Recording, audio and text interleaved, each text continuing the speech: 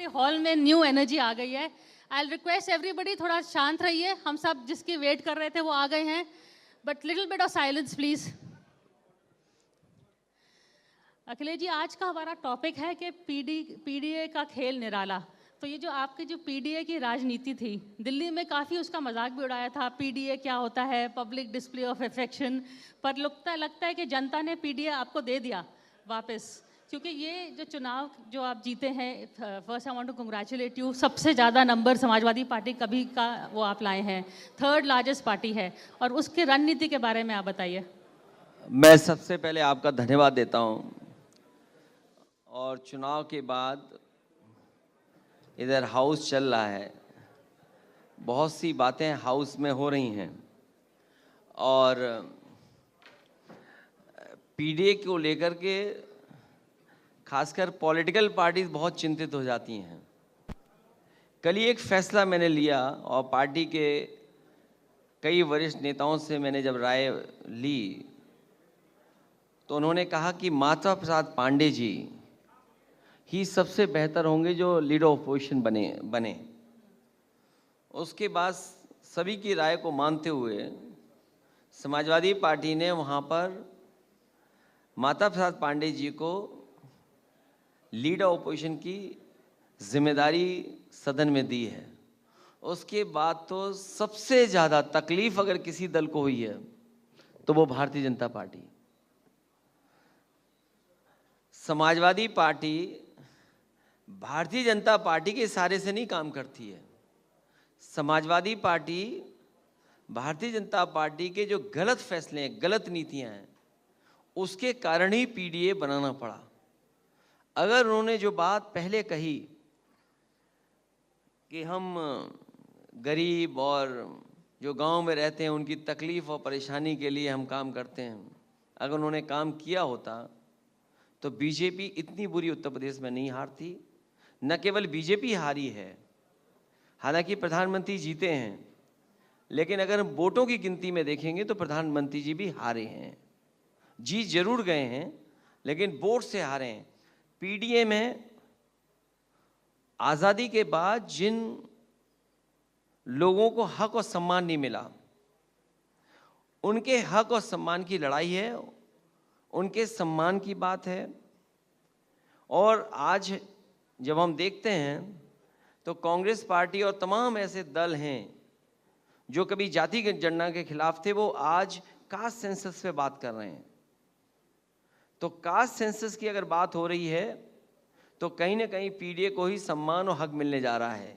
इसमें पिछड़े दलित आदिवासी की आबादी है, इसमें पिछड़े दलित अल्पसंख्यक आबादी मुसलमान भाइयों की है, इसी में पिछड़े दलित और अगड़े जो हमारे पिछड़े उनकी आवाज़ है। तो इसमें सबको जोड़ने का प्रयास हुआ है, इसीलिए जनता ने स्वीकार किया और परिणाम उत्तर प्रदेश का इसीलिए सबसे बेहतरीन आया। और भारतीय जनता पार्टी जहां वो डबल इंजन की बात कर रहे थे, वो सबसे बुरी हार अगर भारतीय जनता पार्टी की कहीं हुई तो उत्तर प्रदेश में हुई और उत्तर प्रदेश की जनता ने किया।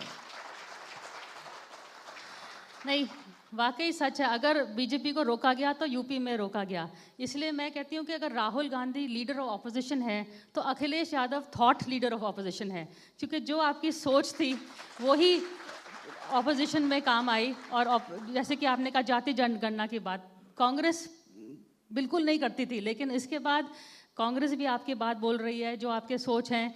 आपने in fact I would say did Akhilesh Yadav run the election because पहले राहुल गांधी यूपी से लड़ना नहीं चाहते थे, आपने उनको लड़ा। तो थोड़ा सा बैकरूम स्ट्रैटेजी जो आपने करी थी टू ड्राइव द ऑपोजिशन, उसके बारे में बताइए। नहीं, हमारी कोई स्ट्रैटेजी नहीं थी, बहुत क्लियरिटी थी हमारे काम में कि हमें इसी मुद्दे पर जनता के बीच में जाना है। जो भारतीय जनता पार्टी की नाकामी है वो बताना है। और उसका परिणाम ये हुआ कि जब कांग्रेस पार्टी साथ आई तो एक नेशनल नैरेटिव में हम लोग मिलकर के जो लड़े, और सबसे अच्छी बात यह है कि दोनों पार्टियों के लीडर्स में इस बात तालमेल दिखाई दिया। हालांकि दूसरी पार्टी के पास संगठन उतना मजबूत नहीं था। इसके लिए मैं समाजवादी पार्टी के एक कार्यकर्ता का धन्यवाद देता हूं कि जिसने मेहनत कर करके जो भी पार्टी का फैसला था उसको स्वीकार किया। लेकिन थोड़ा सा आपने कहा इस बारी कांग्रेस के साथ अच्छा काम हुआ, मतलब पहली बारी नहीं हुआ था, इस बारी थोड़ा सा अलग सोच हुई, कैसे हुआ आप दोनों का मिलन? इधर समाजवादी पार्टी बहुत सारे अन्य दलों के साथ काम कर चुकी है, तो उस अनुभव का लाभ इस गठबंधन में मिला हम लोगों को। कहते तो हैं ऑपोजिशन का लीडर कांग्रेस है, लेकिन जहां ममता बनर्जी का कुछ होता है रैली तो अखिलेश यादव को न्योता आता है, जगन रेड्डी कोई प्रोटेस्ट करता है तो अखिलेश यादव जाते हैं, तो who is the glue in the opposition? देखिए, ममता बनर्जी जी के साथ हमारा गठबंधन था। चुनाव में भी बहुत सारे लोग चर्चा ये करते थे कि आपका गठबंधन कैसा है, कि एक तरफ आप कांग्रेस पार्टी के साथ हैं, वहीं आप टीएमसी के साथ भी चल रहे हैं। उस समय भी समाजवादियों ने और हम लोगों ने कहा कि हमारे संबंध जो हैं, एक तरफ जहां पार्टी के संबंध एक दल के साथ हैं वो हम निभा रहे हैं, और जो नया गठबंधन बना है हम उसके साथ भी हैं। यही समाजवादियों का तरीका है काम करने का, और उसका असर दिखाई दिया है कि कहीं भी किसी के बीच में विरोध नहीं हुआ। और जहाँ तक जगन की पार्टी के साथ है, ये तमाम पॉलिटिकल पार्टीज़ को ये सोचना चाहिए और समझना चाहिए कि सरकार आती है और जाती है। जिस समय उत्तर प्रदेश में समाजवादी पार्टी की सरकार बनी थी, बहुजन समाज पार्टी के बहुत सारे ऐसे प्रोजेक्ट थे जो रुकने चाहिए थे। हमारे तमाम नेता और साथी जब विपक्ष में थे उन बातों को कहते थे, लेकिन सत्ता में आने के बाद हम लोगों की कोशिश हुई कि कोई भी प्रोजेक्ट रोका नहीं। और जिस तरह से अन्याय उस समय उस दल ने किया था, हमारी पार्टी के किसी कार्यकर्ता, नेता और सरकार की तरफ से कोई अन्याय नहीं हुआ। इसीलिए हम लोग गए। जिस समय दूसरे दल के साथ अन्याय हो रहा था, उस समय भी लोकसभा समाजवादी पार्टी के उस दल के साथ खड़ी थी, उस समय उस दल के साथ खड़े थे। और जब ये सूचना मिली और उन दल के लोगों ने कहा कि बड़े पैमाने पर उनके कार्यकर्ताओं को मारा गया है, पार्टी के ये कार्यालय से लेकर के तमाम नेताओं के घरों पर बुलडोज़र चला है, कार्यालय बुलडोज़र चला है, तो अन्याय के खिलाफ लड़ने का काम हम लोग कर रहे हैं। इसलिए जहां कहीं भी अन्याय होगा किसी लीडर के साथ, समाजवादी पार्टी उसका साथ देगी। अभी अखिलेश जी बाईपोल्स आ रहे हैं, 10 बाईपोल्स, तो उसमें आप कैसे होगा डिवीजन विद द कांग्रेस, कितनी सीट्स देंगे? उसमें क्या सोचना है, बीजेपी हारेगी। और बाई इलेक्शन की वजह से ही सत्ता परिवर्तन नहीं हुआ है, क्योंकि सत्ता परिवर्तन होना था। अभी भी विधायक संतुष्ट नहीं हैं, बीजेपी के बहुत सारे पार्टी के बड़े लीडर संतुष्ट नहीं हैं। ये बस समय से थोड़ा समय, वो कहते हैं ना, टाइम निकाल रहे हैं बस। जेल में भी टाइम निकालते हैं लोग। नहीं, वो अलग बात है, लेकिन बस वक्त गुजार रहे हैं वो लोग। और इसीलिए मैंने लोकसभा में कहा, मैंने लखनऊ की सरकार, हालांकि उनकी बहुमत की सरकार है, लेकिन दिल्ली की सरकार चलने वाली नहीं है, एक न एक दिन गिरने वाली सरकार बनेगी। आप देखिएगा, गिरेगी सरकार। तो आपने लखनऊ के लिए तो एक मॉनसून ऑफर दे दिया, दिल्ली के लिए कोई विंटर ऑफर है? नहीं, लखनऊ के लिए ऑफर दे सकता हूं मैं। हमारे पास संख्या इतनी है कि अगर कोई आना चाहे और सरकार बना करके खुद कुछ बनना चाहे तो उसके लिए ऑफर खुला है। अभी मॉनसून ऑफर है और उसके बाद विंटर डिस्काउंट चलेगा। जब तक गिरा नहीं लेंगे तब तक हमारा डिस्काउंट चलेगा। तो ये सरकार फुल टर्म लास्ट नहीं करेगी, आप कह रहे हैं? देखिए, अब सरकार के चलने का क्या है, कोई काम तो हुआ नहीं। हालांकि मैं इस बात के खिलाफ नहीं हूं कि किन्हीं प्रदेशों को पैकेज मिला हो, लेकिन अगर यूपी को पैकेज नहीं मिल रहा है तो बड़ा दुर्भाग्य है। और आप देखिए, अभी कुछ दिन पहले एक वीडियो बहुत वायरल हुआ कि जहां पर एक अधिकारी क्यूटो में एक के सर पे मार दिया उसने। बताओ, क्यूटो में अगर ऐसा हो रहा हो, और क्यूटो वालों ने देखा जरूर होगा, मुझे उम्मीद है कि उन्होंने कार्रवाई भी की होगी उसके बाद। आप सोचिए, अधिकारी कितना फ्रस्ट्रेट है कि वो सामने वाले के सर मार दिया उसने। तो आप सोचिए क्या हालत है सरकार। तो अधिकारी फ्रस्ट्रेटेड है, मिनिस्टर्स के हाथ में कुछ नहीं बचा। मिनिस्टर्स आरोप लगा रहे हैं कि दूसरे लोग काम कर रहे हैं, उनके विधायक कह रहे हैं कि हमें सुरक्षा दीजिए, नहीं बीजेपी के कुछ नेता हमें मार डालेंगे। सोचिए ये हालत यूपी में। और एक ने बहुत खास रहे मुख्यमंत्री जी के, उन्होंने कहा कि अपने पॉलिटिकल कैरियर में इतना करप्शन कभी नहीं देखा जितना इस बार देखने को मिला है। और अभी हाल में एक थाना पकड़ा गया, सोचिए एक थाने की कमाई क्या थी, 15 लाख रुपए प्रतिदिन। कोई भी अच्छा व्यापार कर लें आप, शायद इतनी कमाई नहीं होगी, लेकिन थाने की उत्तर प्रदेश में वो कमाई थी। और मैं नहीं कह रहा हूं ये बात, एक आईपीएस और उस इलाके के वरिष्ठ अधिकारियों ने पकड़ा और पूरा थाना सस्पेंड हो गया। सोचिए ये हालत है। जो लोग कहते थे हम स्मार्ट सिटी बनाएंगे, अब तो नाम भी नहीं ले रहे स्मार्ट सिटी का। तो आखिरकार सरकार में क्यों बैठे हैं? और फिर 2 सरकारें उनकी हैं, आखिरकार बजट कहां जा रहा है? अगर यूपी को बजट मिल रहा है तो बजट जा कहां रहा है? मुझे लगता है आपको दिल्ली में मज़ा आ रहा है क्या? आपको अब अखिलेश यादव की राजनीति अब दिल्ली सेंट्रिक हो गई है? मैं बहुत दिनों से दिल्ली में हूँ, बस बीच में यूपी में चला गया था। मेरी शुरुआत ही दिल्ली से हुई। सबसे पहले 2000 में मैं लोकसभा में आया था। और क्योंकि यूपी बड़ा स्टेट है और यूपी की पॉलिटिक्स अलग है, इधर यूपी की पॉलिटिक्स थोड़ी तेजी पकड़ी थी। अभी कुछ दिन बाद आप देखेंगे यूपी की पॉलिटिक्स चलेगी।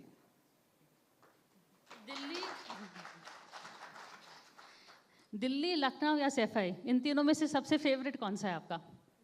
अब तो एक्सप्रेस वे है, तीनों जगह आरामी है। और ये देन समाजवादियों की है जो तीनों एक्सप्रेस वे मतलब तीनों शहरों को अच्छी तरह जोड़ दिया। और सच्चाई तो ये है कि जो डिज़ाइन और जो स्पेसिफिकेशंस या जो टेक्निकल चीज़ें समाजवादियों ने अपने एक्सप्रेस में बनाई, बाद में एनएचएआई ने वो फॉलो किया। आप देखते होंगे पहले एनएचएआई में सब टोल 50 किलोमीटर पर हुआ करते थे। ये पहली उत्तर प्रदेश की डिज़ाइन थी एक्सप्रेसवे की जिसमें सब टोल नीचे हो गए। और उसके बाद आप देखेंगे जो नई डिज़ाइन में जो एक्सप्रेसवे एनएचएआई बना रहा है वो सब के सब टोल नीचे लेके जा रहा है। तो कम से कम उत्तर प्रदेश ने देश के बड़े बड़े विभागों को दिशा दिखाई। और याद कीजिए वो समय जब प्रधानमंत्री जी सड़क पर उतरे थे, वो हरकुलिस का विमान इसीलिए उतर पाया था क्योंकि समाजवादियों ने वो एक्सप्रेसवे बनाया था। और उस डिज़ाइन का पार्ट ये था कि इमरजेंसी में अगर कोई एयरक्राफ्ट उतरना चाहेगा एयरफोर्स का तो वो भी यूज़ कर सकेगा। और बीजेपी ने कोई दूसरा एक्सप्रेसवे नहीं बनाया जहां पर ऐसा हवाई जहाज उतर जाए, वो केवल समाजवादियों की देन थी। चलिए, आपने बीजेपी को भी ऑन ग्राउंड कर दिया, पर एक्चुअली काफ़ी लोगों को पता मालूम है या नहीं, पर Akhilesh Yadav is also an environmental engineer. और एक्सप्रेसवे में उन्होंने काफ़ी डिज़ाइन में दिलचस्पी दिखाई थी। He was actually on the drawing board on the expressway. I think her turn और हर मोड़ के बारे में आपको मालूम है एक्सप्रेसवे के बारे में। वो इसलिए आसान हुआ क्योंकि जिस अलाइनमेंट से वो सड़क जा रही थी वो हमारे क्षेत्र रहे हैं, उसकी वजह से भी। और क्योंकि कम समय में बनाना था, शायद देश ने 21 महीने में 323 किलोमीटर का एक्सप्रेसवे कभी नहीं बनाया होगा जो उत्तर प्रदेश के समाजवादी सरकार ने बनाया। 6 लेन एक्सपेंडेबल टू 8 लेन। पर आपने, मुझे याद है 2017 के चुनाव में आपने बोला था कि हमने बात करी थी एक्सप्रेसवे की, मेट्रो की, और जो आपने डेवलपमेंट काम किए हैं। दूसरी तरफ से बात हुई थी शमशान घाट कब्रिस्तान की। तो उसके बाद आप कह रहे थे कि इलेक्शन जीतने के लिए कोई इमोशनल कोशेंट भी चाहिए। तो इस बारी इमोशनल कोशेंट क्या होगा 2027 में? देखिए, ये सच्चाई है कि भारतीय जनता पार्टी कई बार ऐसे मुद्दे लेकर के आती थी जनता के बीच में जिससे उनके इमोशन का फ़ायदा उठाते थे। हालांकि उन्होंने बहुत प्रचार किया कि उन्होंने बहुत डेवलपमेंट किया, लेकिन इस बार उनका डेवलपमेंट नहीं चला। और खासकर कुछ क्षेत्रों को तो वो बहुत डेवलपमेंट से जोड़ते थे, लेकिन ये समाजवादी पार्टी के लोग जीत गए। तो जो काम भारतीय जनता पार्टी करती थी अब उनको हराना हम लोग सीख गए हैं। तो 2027 में क्या अखिलेश यादव चुनाव लड़ेंगे? 2027 बहुत अलग तरह का चुनाव होगा। वो बीजेपी को हटाने का होगा। और 2027 में बीजेपी का पता नहीं लगेगा, इसलिए क्योंकि बेरोजगारी का उनके पास जवाब नहीं है। आप सोचिए 10 साल के बाद भी जिन्होंने सबसे ज़्यादा बेरोजगार किए, क्या स्कीम लेकर के आ रहे हैं कि हम आपको 5,000 रुपए की नौकरी देंगे आपको। और वो भी केवल 1 साल के लिए। जब सरकारी कर्मचारी 8th पे स्केल मांग रहे हैं वो, उस समय बीजेपी की सरकार दिल्ली वाली क्या कह रही कि हम आपको 5,000 की नौकरी देंगे, जिन्होंने सबसे ज्यादा बेरोजगार बनाए हों। और फिर फौज की जो अग्निवीर वाली नौकरी है, कभी स्वीकार नहीं कर सकता नौजवान। सवाल ये नहीं है कि आप अग्निवीर की नौकरी दे रहे हैं, फिर उनकी जो स्टेट के लोग हैं वो कह रहे हैं कि हम अग्निवीर के बच्चे जो निकल कर के आएंगे हम उनको रिजर्वेशन देंगे, अलग से उनके लिए कोटा फिक्स करेंगे। आखिरकार आप फौज को क्यों कम कर रहे हैं? ये क्या वजह है कि आप लगातार फौज की संख्या को कम करना चाहते हैं? जो व्यवस्था अग्निवीर लाए हैं वो इसलिए लेकर के आए हैं, ये फौज की नौकरियों को कम करना चाहते हैं। इसका जवाब बीजेपी के पास नहीं है। और जो महंगाई लगातार बढ़ती चली जा रही है उसका भी जवाब बीजेपी के पास नहीं है। आखिर बीजेपी महंगाई कैसे रोकेगी? और फिर यूपी जैसे स्टेट में कोई आईएम नया मिल गया होता, जो एम्स दिए वो भी समाजवादियों ने अगर मदद न की तो शायद एम्स न बने होते। चाहे वो रायबरेली का एम्स है, जगह अगर किसी ने उपलब्ध कराई थी उस समय तो समाजवादी सरकार थी। गोरखपुर में जो एम्स बना है उसमें भी जगह समाजवादियों ने उपलब्ध कराई। और आप कल्पना कर सकते हैं प्रधानमंत्री की कॉन्स्टिट्यूंसी में जो सबसे बड़ा अस्पताल है वहां पर डॉक्टरों को हड़ताल पे बैठना पड़ रहा है कि बेड बढ़ा दिए जाएं। कोई कल्पना कर सकता है इस बात की? और फिर जिस माँ गंगा को कहा कि हम साफ कर देंगे, सफाई कर देंगे, पानी बहेगा इसमें, लेकिन कहाँ माँ गंगा साफ हुई? कोई नदी जो उससे जुड़ती है वो साफ नहीं हुई। उसका जवाब क्या है भारतीय जनता पार्टी के पास? तो ये बहुत सारे ऐसे सवाल हैं जिनका जवाब भारतीय जनता पार्टी के पास नहीं होगा। अखिलेश जी, भविष्य की लड़ाई आपकी मोदी जी के साथ नहीं है, योगी के साथ है, because he is the successor to Narendra Modi. From the India alliance भी देखा जाए भविष्य का नेता है, तो I think Akhilesh Yadav is standing very tall. तो आपको लगता है कि